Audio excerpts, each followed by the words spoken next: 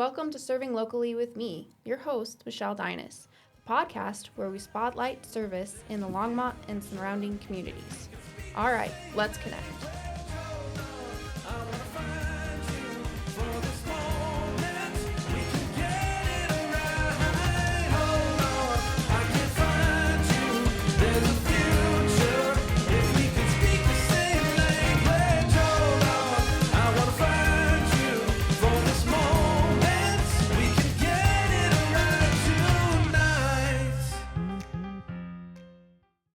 Hi, welcome to today's episode of Serving Locally.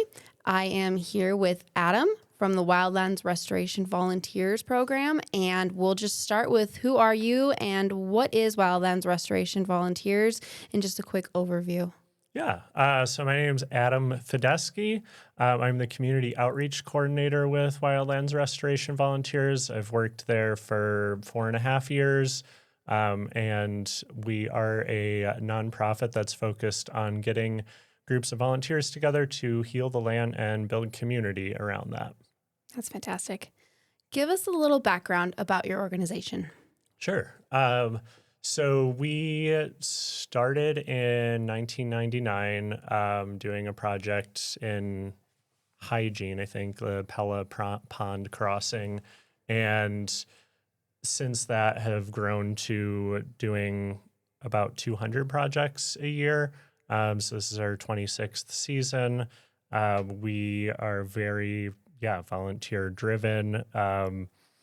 From the beginning, volunteers have been integral to everything we've done. Even now, every project will have all volunteers and one staff member just to make sure that things show up and that everyone gets to the same place. And so we are, really have volunteers from all backgrounds and ages, just trying to do something tangible to give back to the environment. What is your focus at Wildlands Restoration Volunteers? Our focus is that kind of tagline that we use, healing the land and building community. And that really is a two-part mission that we find to be like equally important because if we do not have people enjoying and feeling comfortable with hanging out and, volunteering their time, they're less likely to want to come back for that. And so we very much feel like the more that we can build up community, whether that's, somebody wants to come out once a year with us, or we have some people who are joining us like every weekend for projects, creating that space to make it so that we can do more of the ecological restoration work. Like I said, we're at this point about 200 projects a year. And that would not be possible if we did not have some people who were, coming out on like dozens of projects every year, combined with, like you said, the people who will come out maybe once a year or every couple years. Very cool.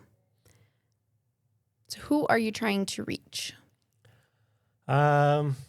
Everyone. I think we really want to reach anybody who has any sort of connection to the natural world, which hopefully is everyone. And if they do not have that, we want to help facilitate that.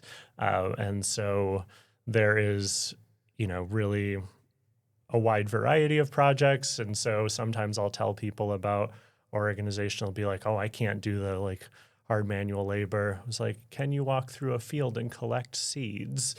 Because that's also a thing that we do. Okay. And so we have people like every decade of life from youth under 10 up through people into their 80s on projects. And it really, we try to make it very clear the difficulty level of a project and what we're going to be doing so that we're not surprising anyone. And at the same time, we want it to be approachable for anybody. And so if they've never picked up one of the tools that we're going to have out on the project. We cover everything that is needed to be known as far as safety and and how to use them. We're just trying to like reduce as many of the barriers, because it can be intimidating if you just see like a picture or video of like 20 people like digging a trail. Like that's more than I could handle. Right. And so I think we really want to, part of my goal and my role is to help find people something that they're interested in. And if that's with us, great. If it's not, like, I just want people to be connected into their community. What are some of the projects that you have? You said collecting seeds, digging trails. What other things do you guys do? Yeah, so we have several program areas that our projects are categorized into. So we focus on habitat restoration, river restoration, which could be both like after a flood, but also we're doing a lot of these like beaver dam or beaver mimicry structures in more remote areas, trying to help recreate beaver habitats so that these animals that help out with water retention can hopefully reduce like the wildfire risk that these wooded areas are facing. And we do a lot of post-fire restoration, also fire mitigation work. So we'll have chainsaw sawyer crews. They're all certified ahead of time, but going out and helping to thin the forest some so that it's not just like a matchbox waiting for whatever might start it. We have a youth and families program that actually was our biggest one this past year. We have projects really from Longmont down to we've been working with Adams County open space. That was my next question, was where Yeah. what are your key places? Yeah. And so, our youth and family program, we've been starting to work with folks in Commerce City and recognizing like there is really not good air quality there. And so trying to help with getting trees planted there. And I think that sometimes when people hear Wildlands, they're like, ooh, that's going to be somewhere where I don't have cell service. And we are really trying to still have that, but also recognizing like wild areas exist all around us. And especially if people don't have, transportation or are not comfortable going out into the woods where they don't have cell service, like we have projects that are trying to, people connected in their community. We do so many projects. Anytime somebody's like, what do you do? Yeah. I often find that challenging to succinctly answer. Right. No, that's great. Anything from fire mitigation to collecting seeds. That's great. What makes the work of Wildlands Restoration Volunteers different than other similar serving organizations?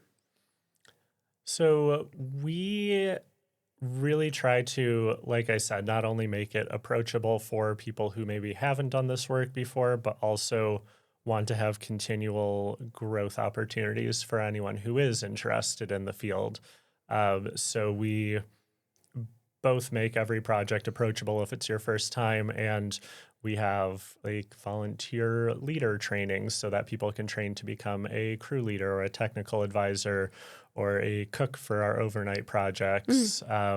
And we are really just, I think, trying to help engage people regardless of their experience, age, background, and really just trying to, build the community as comprehensively as we can, because like I said, we recognize there's a lot of open spaces and lands in Colorado, and the more people that we have involved in that work, the more that we can help. Great. What are your greatest needs? I can name them, I'm sure. What do you think? Everybody's greatest needs are volunteers, funding, and exposure. Yeah. Oh, all right. What are your greatest needs? I guess to go into that a little bit more, I think for volunteers, every year we always, like I said, with all of these projects that we do, sometimes people will look at our calendar and say, oh, well, these ones are full, so you must not need anybody. I'm like, no, 200 projects, we need help. And so sometimes it is that the, ones that are in Longmont might fill up, but maybe the ones that are going to be like 45 minutes west, or even like something in Button Rock, which is in Lyons, still overseen by the city of Longmont, but we might have a harder time filling that one just because, it's going to take a little bit, like not much more time to get there. But also inevitably every year like I said, we do camping projects. So there'll be a full weekend, and I think we always have a need for help on those. And I think also I recognize that could be intimidating to be like, I'm going to go camping with a bunch of strangers. Don't you camp with a bunch of strangers? Anyways. Yeah, I guess. Yeah, really any campground or I was a campground host, so I'm like, they're all strangers every night. Yeah, that's true. But yeah, I think like we have so many half day and single day projects that I would encourage people to do one of those first. And I also appreciate the people who are like, nope, I want to jump in and I want an excuse to go camping this weekend. And you already planned that. So that's awesome. So I think really, volunteers kind of throughout the year. We also will see with our community, obviously, like we don't have as much we can do during the winter months outdoors. And so those projects really April into June will fill up just with people who have been doing projects in past years because they're so excited. They want to get out on all of the things. And then by the time we get to the fall, people's schedules have changed from the spring when they were trying to plan that. And oftentimes we're needing to do, additional recruitment pushes for our fall projects, especially ones that get added later on, like seed collections that are scheduled based on when the seeds are going to be ready. Right. And so, I think that's it. That's a more extensive answer to the volunteering. And I think funding and connections to the community. We, as a nonprofit, will have a wide variety of like individual donors, community family foundations. We will partner up with agencies to write grants, or we'll have agencies basically like contract us to help get like whatever 20, 30 people together to do something in a day that would take their team maybe a month or more. And I think there is always an ongoing need in any nonprofit. I greatly envy ones that can say that they're like financially stable and secure. I have done almost 50 of these or more, and that's not the case. No. So where are those ones? So I think it is, I think we recognize that people are a lot more interested in potentially like being a donor engaged in that level if they have actually been involved with the work and can see kind of the group of people coming together, the tangible difference that can be made in a day with a group of people. And I think, like you said, to the exposure, I think that's a thing we're always working on. We don't have like a dedicated marketing person. So that's part of my job. And I'll run the social media, but it's not. It's hard. It's hard to do. Juggle all the things. Exactly. I know. It's just me. Yeah. So I know I have my crew here, my kids, but it is. It's a hard thing to do. Yeah. So I think it's always trying to figure out like what effort is going to result in that greatest exposure. And I think going to the Unity and the community event was a great example. Yep. I went to that last year and was like, okay, well, I guess we need to go to this every year because it seems like every other person who lives in Longmont is here. Yes. That's one of the biggest places that we can connect. So that's absolutely a great place to go. Yeah. Do you have any other suggestions for local exposure? This podcast. Excellent. Yep, we're trying with this podcast for sure. That's my heart, is to get people connected and be a hub of, hey, I want to do something, and figuring out, is it with Wildlands stuff, or is it with kids, or is it with veterans, or whatever, and just trying to connect people, whether with their time or their funding, or just, oh yeah, I know somebody that could use that service. Mm-hmm. So yeah, that's my heart too. So I feel you on that one. Do you have any events coming up or volunteer opportunities for your volunteers program? Yes. So we pretty much, our project season will run March or April into November. And during that time, almost every weekend, we have at least one, if not multiple projects happening. And then we have projects on weekdays as well. We have like some things we'll do at our office. We'll call them our base camp projects. And so we have native landscaping that we'll do every other week there. We do once a month. We'll get together with volunteers over the course of Tuesday, Wednesday, Thursday to prep food for all of the overnights for the coming month. And so we have a full working kitchen, and I have a colleague who's been a trained chef. And so it's really, he loves it because he's only getting into that mode like 3 days out of the month instead of every single day. Stressful 80 hours a day. Yeah. Yeah, right. And it's like 4 hours out of that day. So much more sustainable pace. But yeah, I mentioned that in part, like if people are local and wanting some way to kind of like see if like our community is a good fit for, what they're interested in doing and who they're working with. We have those kind of more local, shorter term projects, but at the same time, like we'll, like I said, do camping projects. So every year, usually those start late May, early June into, I think our last one's the first weekend in October up at Brainerd Lake. And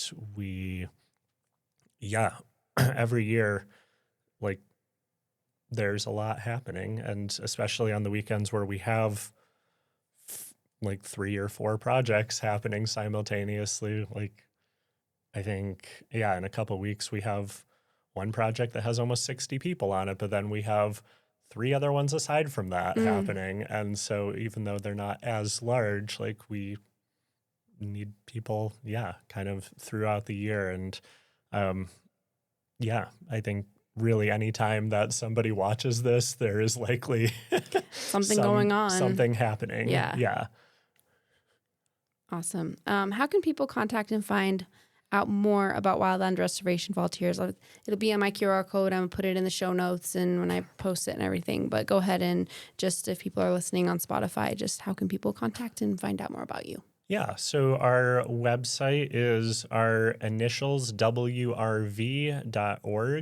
At that place, we have a link to all of our projects. And then on our main page, we also have a lot of info about the organization. Goes deeper into the history than I covered on this podcast. And we have photos from like every project that we do as well on a Flickr page. And so if people are like, what does this look like? Like usually we have, sometimes it's only a couple photos. Sometimes there's like 100 photos if we have a designated photographer on a project. But it can give you really like the kind of visual or teaser of what it will look like before you're actually signing up. I, as the community outreach coordinator, I said, like, I love talking to people and figuring out what they're passionate about and how I might connect them with something that we do. And so I think in general, our website, we also have a general email address, info@wrv.org. And that is kind of tag teamed by a few of our staff so that there's people responding at least every weekday, if not over the weekend as well. And that's like a good spot to just send any general inquiry. We want to talk to anybody who's curious about getting outdoors and getting together with a group of people to feel like you can make a difference in a day. Do you guys have a Facebook? We Instagram? do. Yes. Yeah. I should promote that better as someone who runs the social media. That's why I'm here. Thank you. Yes, we do have a Facebook and Instagram pages. We have a YouTube page that I don't keep updated as much. We've been trying to focus on really building a more consistent content on Facebook and Instagram. So like we just put up a reel that was like, why might you want to volunteer with WRV, and trying to like make more videos that are not just highlighting some of the work being done, but helping to remove kind of the, I don't know, intimidation feeling of like, I'm signing up for a full day project. What am I getting myself into? Right. Awesome. Is there anything you'd like to add? Maybe some stories that you have. I know stories speak a lot about an organization and stick with people to relate and connect better. Or is there just anything that maybe we skipped over? They were like, oh, I really would like to talk more about this. Yeah. I think I've had so many experiences over the span of 4 years.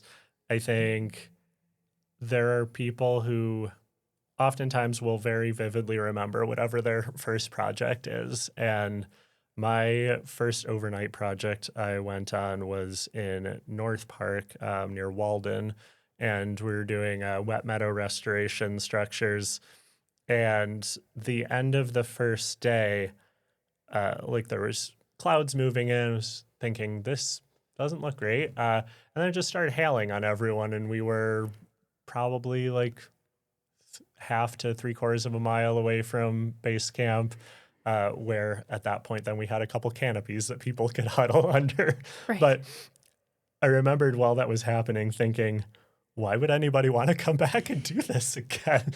And being back at camp with everybody was like this shared bonding through adversity that like, it's almost like if you get bad weather or some sort of unexpected situation, it seems like people have a more memorable experience with it and are bonding more with the people who are on the project. And so I think it can be real easy, especially with Colorado weather, to be like, maybe this isn't going to be a great day to be out there. Just wait 5 minutes. It'll be fine. Exactly. So yeah, we really do try to be aware of like our goal is being safe, obviously first and foremost, and people having fun. And then through that, we're able to accomplish work, whether that's helping out to restore from a natural disaster or helping out with kind of jumpstarting whatever nature's process if there's been human impacts in an area that is valuable to that natural area. Yeah, I'll go with that. That's fantastic. No, well, that's a good one. That's a good one. I was going to ask too. I was going to be like, why is this work important to you? Yeah. So I grew up in Illinois in like what would be called the greater Chicagoland area.